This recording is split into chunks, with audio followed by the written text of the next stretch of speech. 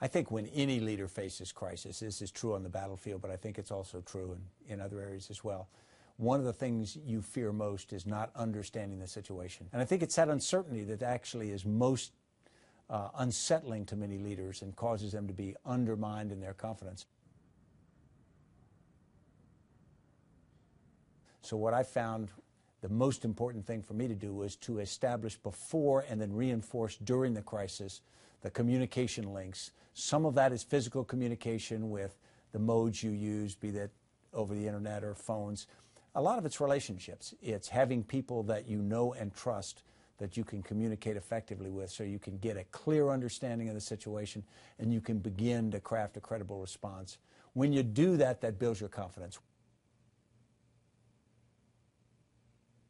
We developed something called commander's intent to put in clear words what it is we really mean.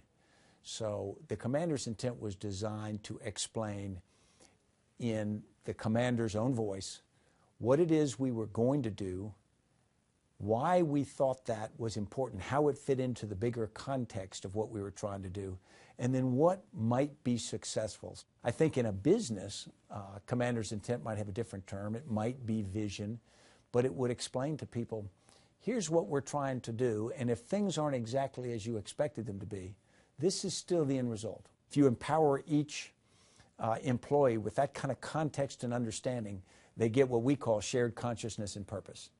They suddenly understand what it is they are trying to do in one environment and what the organization is trying to accomplish.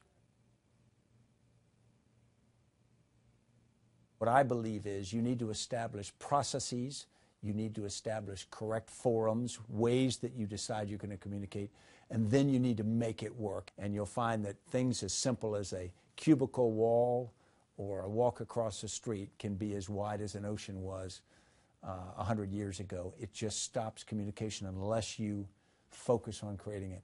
You have to force that information to flow both ways, and part of that is pumping information out, and part of it is creating an environment that pulls information in, makes it comfortable, and viewed as a responsibility for people to share information, not just between you, the senior leader, and individuals, but between themselves.